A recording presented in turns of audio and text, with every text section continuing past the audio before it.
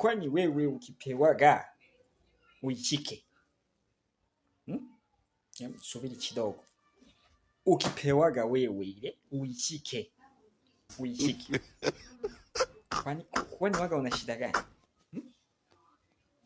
Mpaka uishike uiangalie.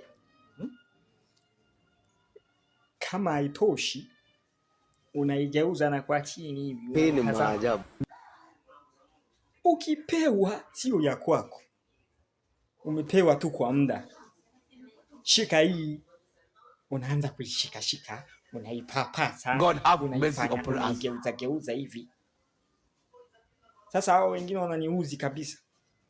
Akishapewa tu aishike, anaanza kuigonga.